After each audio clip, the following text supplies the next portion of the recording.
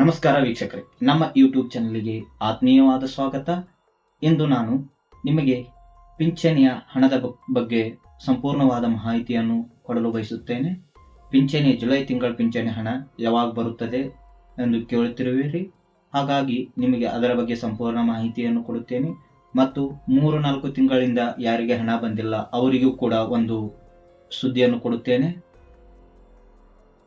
ಈ ವಿಡಿಯೋವನ್ನು ನೀವು ಕೊನೆಯವರೆಗೆ ನೋಡಿ, ಹಾಗೆ ನಮ್ಮ ಯೂಟ್ಯೂಬ್ ಚಾನಲ್ಗೆ ಸಬ್ಸ್ಕ್ರೈಬ್ ಮಾಡಿ.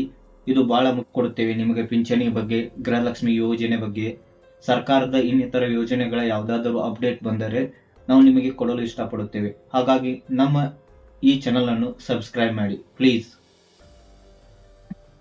ವೀಕ್ಷಕರೇ, ಮೊದಲನೇದಾಗಿ ಪಿಂಚಣಿ ಹಣ, ಜುಲೈ ತಿಂಗಳ ಪಿಂಚಣಿ ಹಣ ಬಗ್ಗೆ ಮಾತಾಡೋಣ. ಜುಲೈ ತಿಂಗಳ ಪಿಂಚಣಿ ಹಣ ಈಗಾಗಲೇ ರಿಲೀಸ್ ಆಗಿದೆ. ಕೆಲವರಿಗೆ ಬಂದಿಲ್ಲ, ಇನ್ನು ಕೆಲವರಿಗೆ ಬಂದಿದೆ. ಇನ್ನು ನನ್ನ ಪ್ರಕಾರ ಮೋಸ್ಟ್ ಆಫ್ ದ 70% ಜನಕ್ಕೆ ಬರಬೇಕಾಗೈತಿ, ಇನ್ನೊಂದು 30% ಜನಕ್ಕೆ ಬಂದೈತಿ. ಇದೆಲ್ಲ ಪ್ರಾಬ್ಲಮ್ ಆಗಿದ್ದ ಎದ್ರ ಸಲುವಾಗಿ ಅಂದ್ರೆ ಡಾಕ್ಯುಮೆಂಟ್ಸ್ ವೆರಿಫಿಕೇಶನ್ ಸರ್ಕಾರ ನಡೆಸಿದೆ. ಡಾಕ್ಯುಮೆಂಟ್ಸ್ ವೆರಿಫಿಕೇಶನ್ ಮುಗಿದ ನಂತರ ಉಳಿದ ಎಲ್ಲ ಪಿಂಚಣಿದಾರರಿಗೂ ಹಣ ಬರುತ್ತದೆ. ನೀವು ಈಗ ನನಗೆ ಕಾಮೆಂಟ್ಸ್ ಮಾಡ್ಯಾರ ಇವತ್ತೊಬ್ಬರು ಹಿರಿಯರ, 74 ಇಯರ್ಸ್ ಅತ್ತೆ, ಅವರ 5 ತಿಂಗಳಿಂದ ಅವ್ರದ ಸಂಧ್ಯಾ ಸುರಕ್ಷಾ ಯೋಜನೆಯ ಹಣ ಬಂದಿಲ್ಲತ್ತೇಳಿ ಮತ್ತು ಅವರೆಲ್ಲ ಡಾಕ್ಯುಮೆಂಟ್ಸು ಕೊಟ್ಟಾರಂತ. ಈ ಪ್ರಾಬ್ಲಮ್ಗಳು ನಮ್ಮ ಸರ್ಕಾರದಲ್ಲಿ ಆಗಬಾರ್ದಿತ್ತು, ಆಗತ್ತವ. ಇದಕ್ಕೆ ನಿಮಗೆ ಇರೋದು ಏನಂದ್ರೆ, ಈಗ ಯಾರ್ಯಾರಿಗೆ 2 ತಿಂಗಳಿಂದ 3 ತಿಂಗಳಿಂದ ಹಣ ಬಂದಿಲ್ಲಲ್ಲ, ನೀವು ಏನು ಮಾಡ್ಬೇಕು, ನಿಮ್ಮ ಎಲ್ಲ ಡಾಕ್ಯುಮೆಂಟ್ಸ್ಗಳನ್ನ ತಗೋಬೇಕಾ.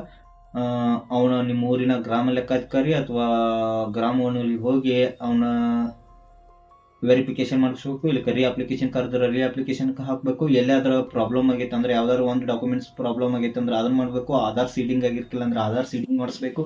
ಆಧಾರ್ ಟು ಬ್ಯಾಂಕ್ ಲಿಂಕ್ ಆಗಿರ್ಕಿಲ್ಲ ಅಂದ್ರೆ ಲಿಂಕ್ ಮಾಡಿಸ್ಬೇಕು. ಹೀಗೆ ಒಂದು ದೊಡ್ಡ ಪ್ರಕ್ರಿಯೆಗಳು ಇರ್ತಾವೆ. ಅವನ್ನ ನೀವು ಗ್ರಾಮವನ್ನಲ್ಲಿ ಅಥವಾ ಕರ್ನಾಟಕವನ್ನಲ್ಲಿ ಹಿಂಗ ನಾಡ ಕಚೇರಿ ಇಂಥ ಕೇಂದ್ರಗಳಲ್ಲಿ ಹೋಗಿ ನೀವು ಅದ್ರ ಬಗ್ಗೆ ಮಾಹಿತಿಯನ್ನು ಪಡೆದುಕೊಳ್ಬೇಕು. ಅಂದ್ರೆ ನಿಮ್ಮ ಈಗ ಯಾವ್ದು ಪಿಂಚಣಿ ಪಡಿತಿರ್ತಾರಲ್ಲ ಅದ್ರದ್ದು ನಂಬರ್ ಇರುತ್ತೆ, ಅಪ್ಲಿಕೇಶನ್ ನಂಬರ್, ಇದ್ರ ನಂಬರ್ ಅಂದ್ರೆ ನಿಮ್ಗೊಂದು ಆರ್ಡರ್ ಕಾಪಿ ಕೊಟ್ಟಿರ್ತಾರಲ್ಲ ಆ ನಂಬರ್ ಇರ್ತೈತಿ. ಆ ನಂಬರ್ ಎಂಟ್ರಿ ಮಾಡ್ರಂದ್ರೆ ಅವ್ರಿಗೆ ಗೊತ್ತಾಕೈತಿ ಇದ ಡಾಕ್ಯುಮೆಂಟ್ಸ ಇಂಥಲ್ಲಿ ಪ್ರಾಬ್ಲಮ್ ಆಗೈತಿ ಅಂತೇಳಿ.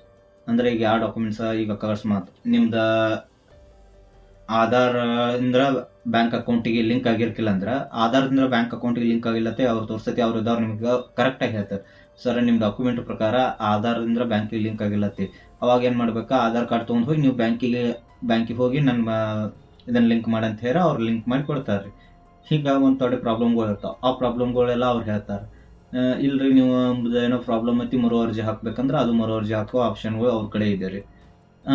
ನಿಮ್ಗೆ 3-4 ತಿಂಗಳ ಗಂಟಲೆ ಹಣ ಒಮ್ಮೆ ಬರುತ್ತೆ ಅನ್ನೋಕ್ಕಿಂತನೂ ಹಂತವಾಗಿ ನಿಮ್ಮ ಹಣ ನಿಮಗೆ ಹಾಕ್ತಾರ್ರಿ ಅವ್ರು. ಏನೇನು ಪ್ರಾಬ್ಲಮ್, ಆಗಲೇ ಹಿರಿಯರ್ದು ಹೇಳಿನಲ್ರಿ, ಆ ಹಿರಿಯರ್ದು ಏನು ಪ್ರಾಬ್ಲಮ್ ರೀ, ಈಗ 4-5 ತಿಂಗಳಾಯ್ತಂತ್ರಿ ಅವರು ಪಿಂಚಣಿ ಹಣ ಬಂದಿಲ್ಲ ಅಂತ ಹೇಳ್ಯಾರ್ರಿ. ಅವ್ರು ಏನು ಮಾಡ್ಬೇಕಾಗಿಲ್ರಿ, ನನ್ನ ಪ್ರಕಾರ ಕೇಳ್ಬೇಕಂದ್ರೆ ಅವ್ರ ಪ್ರಾಬ್ಲಮ್, ಮೇಜರ್ ಪ್ರಾಬ್ಲಮ್ ಎಲ್ಲಿರ್ಬೋದು ಅಂದ್ರೆ, ನನ್ನ ಲೆಕ್ಕಕ್ಕೆ ಇನ್ಕಮ್ದಾಗ ಅವ್ರದ್ದು 32,000ಕ್ಕಿಂತ ಅಬೋವ್ ಐತಿ ಅನ್ಸೈತ್ರಿ. 32,000ಕ್ಕಿಂತ ಬಿಲೋ ಇದ್ದವ್ರಿಗೆ ಎಲ್ಲರಿಗೂ ಪೆನ್ಷನ್ ಹಣ ಬಂದವ್ರಿ ಸರ್. 5 ತಿಂಗಳಿಂದ 3 ತಿಂಗಳಿಂದ ರೀ ಅಪ್ಲಿಕೇಶನ್ ಹಾಕಿದವ್ರಿಗೆ, ಡಾಕ್ಯುಮೆಂಟ್ಸ್ ವೆರಿಫಿಕೇಶನ್ ಮಾಡಿಸಿದವ್ರಿಗೆ ಅಥವಾ ರೀ ಎರಡು ಅಂದಾರೆ ಅವ್ರಿಗೆ ಹಣ ಬಂದಾವ್ರಿ. ನೀವು ಒಂದು ಸ್ವಲ್ಪ ನಿಮ್ಮ ಊರಿನ ಗ್ರಾಮ ಲೆಕ್ಕಾಧಿಕಾರಿ ಭೇಟಿ ಹಾಕಿ ಏನು ಪ್ರಾಬ್ಲಮ್ ಆಗೈತಿ ಅನ್ನೋದು ಕೇಳಿ. ಇಲ್ಲ ಅಂದ್ರೆ ನಿಮ್ಮದೆಲ್ಲ ನಮ್ಮದು 32,000ಕ್ಕಿಂತ ಬಿಲೋ ಐತಿ ಅಂದ್ರೆ ಒಂದು ಸರ್ ನಮ್ದು ಹಿಂಗೆ ಪ್ರಾಬ್ಲಮ್ ಆಗೈತೈತೆ, ಒಂದ್ಸಲ ತಹಸೀಲ್ದಾರ್ ಆಫೀಸಿಗೆ ಹೋಗ್ರಿ, ಅಲ್ಲಿ ನಿಮಗೆ ಕರೆಕ್ಟ್ ಅಂದ್ರೆ ಇಲ್ಲಿ ನೀವು ಮೊದಲು ಗ್ರಾಮ ಲೆಕ್ಕಾಧಿಕಾರಿ ಭೇಟಿಯಾಗಿ ಅಲ್ಲಿ ಹೋಗ್ರಿ. ಇವ್ರು ಆಗೋದಿಲ್ಲ ಏನಾರ ಅಂದ್ರೆ ಅಲ್ಲಿ ಹೋಗ್ರಿ, ಲಾಸ್ಟ್ ಆಪ್ಷನ್ ಅದು. ಅಲ್ಲಿ ಹೋದ್ಕೂನ ಅವ್ರು ನಿಮ್ಮ ಡಾಕ್ಯುಮೆಂಟ್ಸ್ಗಳನ್ನ ಎಲ್ಲ ನೋಡ್ತಾರೆ. ಸರ್ ನಿನಗೆ ಆಸ್ತಿ ಭಾಳ ಐತಪ್ಪ, ನಿನಗೆ ಕೊಡಂಗಿಲ್ಲ ಥರ ಹೇಳ್ತಾರೆ. ಇಲ್ಲಪ್ಪ ನಿನಗೆ ಬರ್ದೈತವ ಅಂತ ಹೇಳ್ತಾರೆ. ಅಲ್ಲಿ ಹೋದ್ರೆ ನಮ್ಗೆ ಹಿರಿಯರಿಗೆ ಫೈನಲ್ ಡಿಸಿಷನ್ ಅಲ್ಲೇ ಕೊಡ್ತಾರ್ರಿ ನಿಮಗೆ. ಅಲ್ಲೇನು ಇಲ್ಲಿಗತ್ತೆ ಲೇಟ್ ಆಕೈತೆ ಅನ್ನೋಂಗಿಲ್ರಿ, ಪ್ರೊಸೀಜರ್ ಆಗಿಂದಾಗ ಅವ್ರಿ ಅಲ್ಲಿ ತಹಸೀಲ್ದಾರ್ ಆಫೀಸ್ದಾಗ. ಇದು ತಲಾಟೆ ಆಫೀಸ್ದಾಗ ಇಲ್ಲಿ ಉಕ್ಕಿದ ಕಡೆನ ಲೇಟ್ ಆಗ್ಬೋದ್ರಿ, ಆನ್ ದಿ ಸ್ಪಾಟ್ ರೀ ಅಲ್ಲೆಲ್ಲ. ಈ ಮಾಹಿತಿ ನಿಮಗೆ ಇಷ್ಟವಾದಲ್ಲಿ ಈ ವಿಡಿಯೋಗೆ ಲೈಕ್ ಮಾಡಿ ಮತ್ತು ಶೇರ್ ಮಾಡಿ. ನಮ್ಮ ಯೂಟ್ಯೂಬ್ ಚಾನಲನ್ನು ಸಬ್ಸ್ಕ್ರೈಬ್ ಮಾಡಿ. ಮುಂದಿನ ವಿಡಿಯೋದಲ್ಲಿ ಸಿಗೋಣ. ಅಲ್ಲಿವರೆಗೆ ನಮ್ಮ ವಿಡಿಯೋಗಳನ್ನು ನೋಡ್ತಾ ಇರಿ. ಜೈ ಹಿಂದ್, ಜೈ ಕರ್ನಾಟಕ. ಧನ್ಯವಾದಗಳು.